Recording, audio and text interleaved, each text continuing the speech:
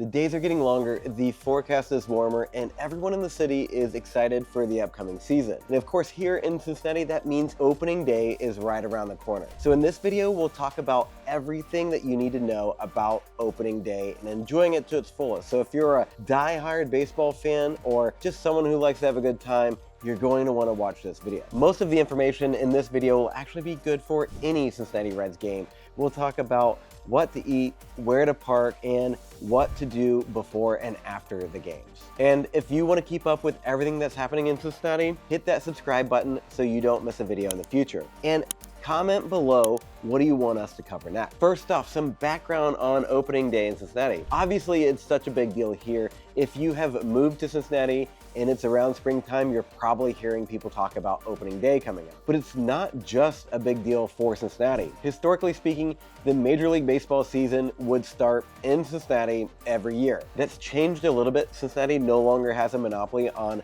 hosting the first game of the season.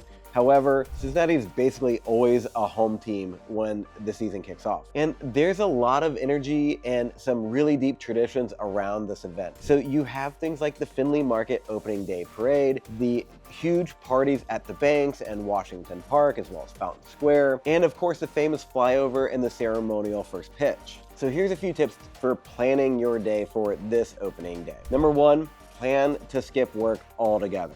I know some people will go into work for a few hours in the morning and then take off. However, I would just take the entire day off. In fact, my first day at work in Cincinnati was an opening day because HR screwed up the paperwork and they had me starting on opening day, and the company that I worked for had about 20% of the staff there and no one to train me on my first day. I showed up in a suit and tie and they looked like me in their Reds gear. That's how the city is going to look for pretty much any business around the city. So take off work, get downtown early. So the first thing that you're gonna need to plan out is where to park. And that really depends on what you plan on doing that day. So look for some parking around places like 3rd and 4th Street, maybe West Pete Rose Way, past the Bengals Stadium. So you could park in Covington and walk across the Roebling Bridge, or park in Newport and walk across the Purple People Bridge. It's an easy walk from either of those areas. If you plan on a long day of drinking, you may decide to not drive down at all and just get an Uber or Lyft, or of course use some of the easy and accessible public transit like the free streetcar or the tank bus that will take you across the river to northern Kentucky. But the first event of the day for most people is going to be the Findlay Market opening day parade. And as the name suggests, it starts at Findlay Market, will go up Race Street, and then take a left turn on 5th Street. So you're passing places like Washington Park and Fountain Square, which are going to be hosting large parties. Washington Park has the earliest start time for any of the other events, which starts at 10 a.m. This is mostly going to be parade viewing party. There's going to be vendors, and of course you can enjoy drinks at the patio on the porch. The key to the parade is get somewhere comfortable. That might mean getting there early and setting up chairs, or just get to one of these larger events like Washington Park and Fountain Square and enjoy all of the festivities around that,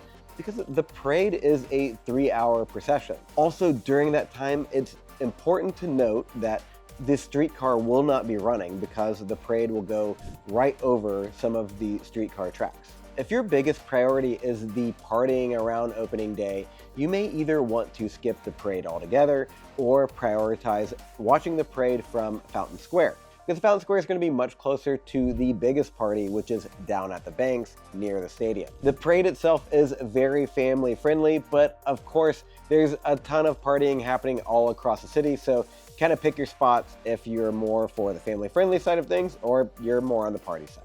In my mind, the best party around opening day is down at the banks. You want to be as close to the action as possible, and you have a ton of places that are designed for big events like this. So I would be enjoying places like Holy Grail, The Stretch, Moorline Lager House, or even Nation Bar and Kitchen.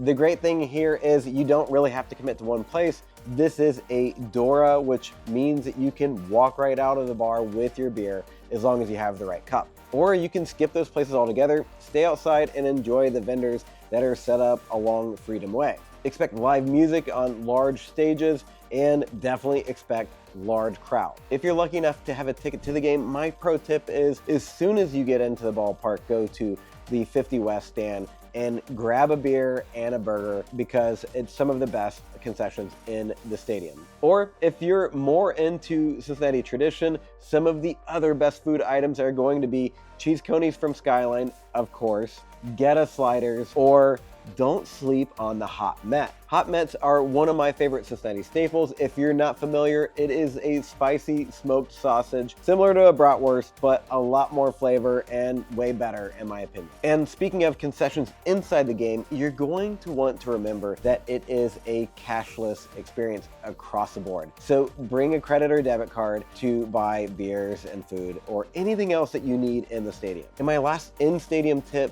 before we get to the after party is if you're going with the family or bringing your kids along, note where the family zone is, because if you've got a restless toddler like I usually do, then you're going to want to have an escape route when they won't sit still in the seats. And the day's not over when the last pitch is thrown. You're going to want to know where you're going after the game. For a lot of people, it's going to be a plan to get a little bit out of the area, but not plan to go too far fast because the crowd will be crazy. So if that fits your agenda, I'd be looking at places like the Blind Pig, which is right across 3rd Street, a little bit away from the banks, but it's not that far. And if the weather is nice, they even have a nice rooftop deck where you can overlook the stadium and everything else going on at the banks. If you're trying to get back across the river, I would walk across the Roebling Bridge and post up at Smoke Justice for some amazing smoked wings, and you can let the crowds dissipate before you head home from there. And let's say you're leaving the stadium hungry and you can't get that far before you have to eat, then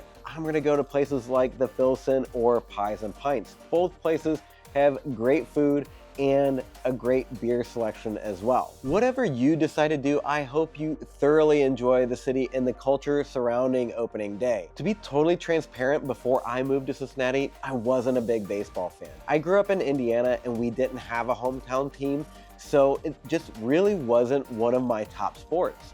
However, it was a cultural experience when I moved here to realize how big of a deal this team and this day is for the city. And I think it's something that's so easy to celebrate, so I hope you enjoy it as much as I have. And again, if you are the type of person who's watching this video because you're trying to find your place in Cincinnati, I would love to help you with that, especially if you're buying or selling real estate in Cincinnati. What makes this channel possible is my day job as a realtor. So if you're watching this video because you're considering a move to Cincinnati, or maybe you're already here and you're just really trying to find the space for you to live your best life, I'm here to help. So go to the video description where I've included all my contact information and easy links for you to start your home search or find out the value of your home. And as always, be sure to subscribe to this channel so you don't miss any information in the future, and hit the comments there to let me know what I missed on this video or what I should be covering next.